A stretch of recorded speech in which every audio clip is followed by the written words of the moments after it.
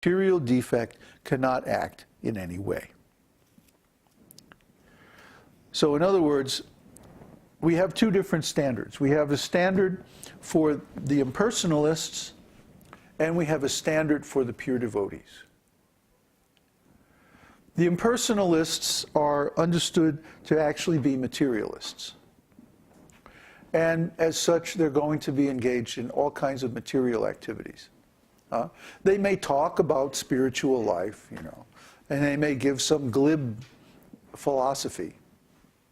And they may even imitate some of the activities of the devotees. But we also see that they engage in material sense gratification, that they're very envious of the pure devotees, that they simply imitate the devotees, and then they go off and they do some really nasty things.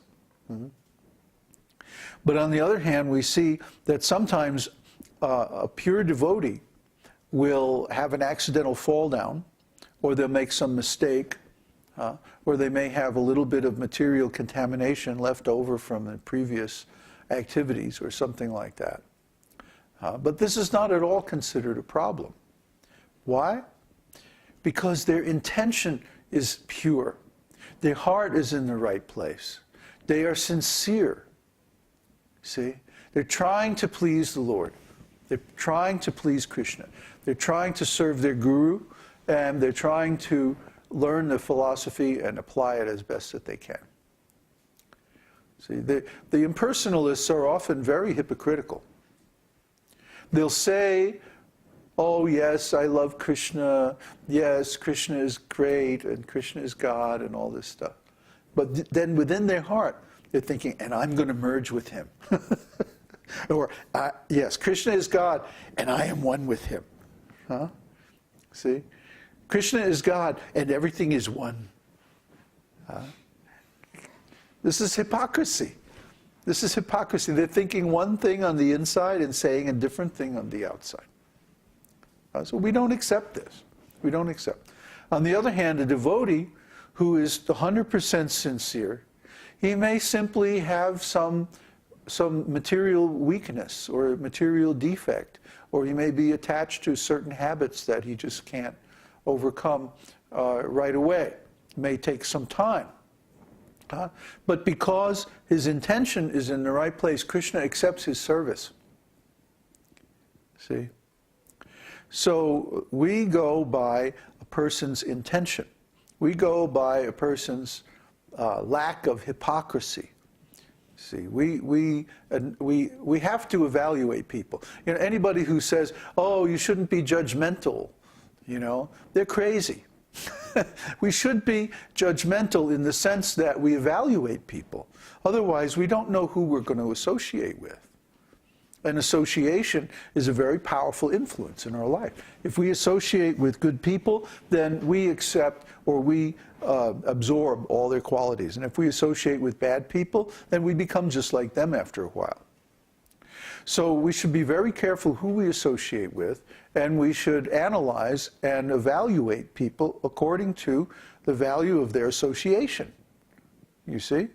So if someone is, a very sincere person, a very truthful person, even though they may have some defect, we would rather associate with people like that than people who are apparently very intelligent, very, erudite and learned, but they're hypocrites. See? That's the meaning here. That's the meaning. Not that we expect devotees to be completely 100% perfect. Nobody's 100% perfect. Everyone has some limitations because we're human beings. We're in the material world. Everyone has some faults, Just because I'm a spiritual master, it doesn't mean that I know how to solve Rubik's Cube in 30 seconds. You know what I mean? That's a different kind of expertise. That's a different kind of knowledge. Being a spiritual master means that we know the science of consciousness and the science of devotional service. It means that we have realized Krishna and that Krishna has visited us and accepted our service. It means that we were ordered by our spiritual master to become spiritual master. And so simply, but we're following that order, you see. But if someone artificially declares themselves as spiritual master and they have no authorization and they have no real realization and they have no real knowledge of the intricacies of the science of consciousness and devotional service, then what is the meaning of that? They may have a whole organization and they may have a rubber stamp by some committee and they may have, you know, a lot of money and a lot of power and this and that, and they may be very good with politics and very tricky and everything like that. But that's not the spiritual master. Spiritual master doesn't necessarily know about politics, except he knows he wants to stay away from it. So try to understand. A spiritual master is not going to be like a perfect Hollywood hero type. He's not going to be like, you know, Superman. He's not going to be like perfect in every respect. Just like the moon has some spots on it, but still the moon is brighter than any other star. So you can't say, oh, I don't accept the moon because it has a few spots. The moon still outshines all the other stars. So try to understand. Devotee means someone whose intention is right, whose intention is pure. If your intention is pure, you can become self-realized in one lifetime. You see? But if someone commits an offense, then they can fall down. And it's described, it's like the waning moon. When the moon is full, it's very bright. And then gradually over a period of 2 weeks, it becomes all nothing. You can't even see it. So similarly, a person may be very prominent devotee, but if they commit an offense, especially a serious offense, at the lotus feet of a devotee, and especially of their guru, then they can fall down and their devotion can become nothing. We've seen this happen many times. So be careful. Try to associate with pure devotees, but also try to avoid any offenses of those devotees. It's good to keep a little distance, keep a little formality. You know, that's why we bow down to each other every day. You see the devotees here in the morning, they bow down to each other. Vanche kalpatarubhyascha, kripa sindhu bhyevacha. They appreciate one another's association. They don't take it for granted. You see? And if there are any offenses, they clear them. If there are any problems, we talk it over until it's all cleared up. You see? And that way we avoid association. We avoid offenses in our association. So we want to be like that. We want to be a little bit formal, a little bit reserved, a little bit distant, not too familiar with other devotees, so that we don't accidentally create offenses. It doesn't matter even if we don't intend to make an offense, but if we do make an offense, this puts an obstacle in the road of our spiritual path. So anyway, we should ask for questions now and see if there's any discussion on these points.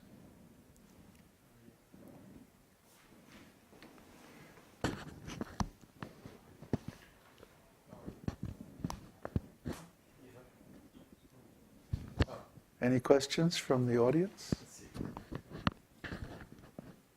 No, not yet. No questions. Well, these things are actually pretty straightforward. It's amazing, though, that sometimes people can't tell when somebody is being sincere and when they're hypocritical. You know, sometimes the people are very good at pretending to be a devotee. Hare Krishna. One question. What is the difference between pure devotee who has some spots versus mixed devotional service? Well, it is in the intention. A pure devotee, his intention is only to serve Krishna. And if he does some other activity by accident, or without intending to do it, by habit, by force of circumstances, maybe, that's not to be counted as a fall down.